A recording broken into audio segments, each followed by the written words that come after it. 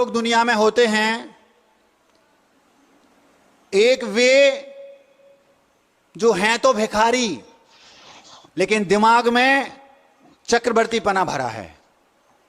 ये भी मेरा, दुकान भी मेरी, मकान भी मेरा, स्त्री भी मेरी, पुत्र भी मेरे।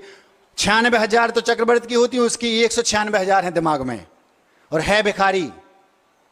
उसके पास रहने को मकान नहीं, खाने को भोजन नहीं, पहनने को वस्त्र नहीं, भीख मांग रहा है।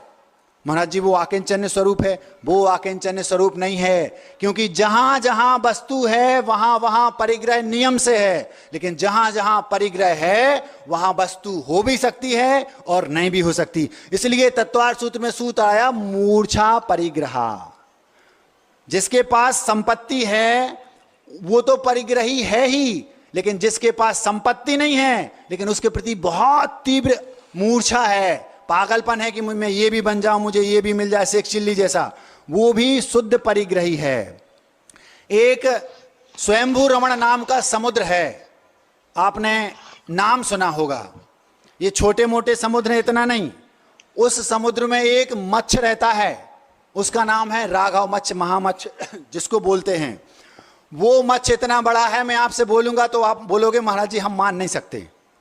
जितना बड़ा भारत देश है पूरा, उतना केवल वो मच्छ है। महाराज जी जब वो मच्छ उस समुद्र में रहता है तो भारत बराबर अगर वो मच्छ है तो समुद्र कितना बड़ा होगा? वो समुद्र जिसको आप विश्व कहते हैं इससे भी बड़ा है।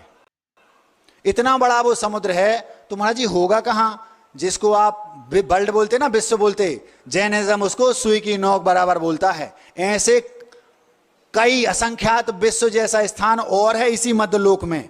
दीप समुद्र, दीप समुद्र, दीप समुद्र, चूड़ी के ऊपर चूड़ी के ऊपर चूड़ी, एक गोल गोल करके ऐसे। तो जो अंतिम समुद्र है उसका नाम है स्वयंभू रमण समुद्र।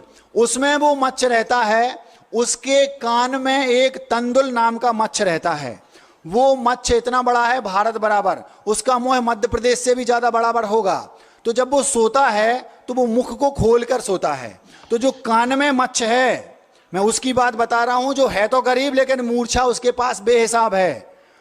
तो वो मच्छ कान में चावल के दाने बराबर है, सामर्थ्य कुछ भी नहीं, उतनी बड़ी मछली को वो खा नहीं सकता।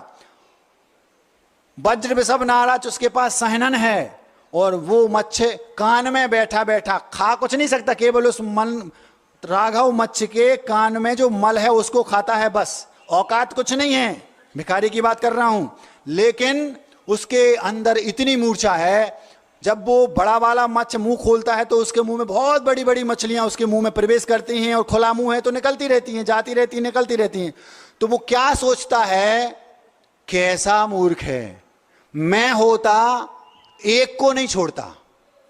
औकात कितनी है, भीख मांग रहा है भिखारी, लेकिन क्या सोच रहा है, चक्रवर्ती बनना है। भाव ये है मुझे चक्रवर्ती बनना। यही कंडीशन उस मच्छ की है, कान में बैठा है लेकिन सोच रहा है मैं एक को नहीं छोड़ता। ये कैसा मूर्ख है, इतनी सारी मछलियां इसके मुख में घुस रही हैं और बाहर निकल रही हैं, लेकिन मैं होता तो मुंह बंद कर लेता, सब अंदर चली जाती।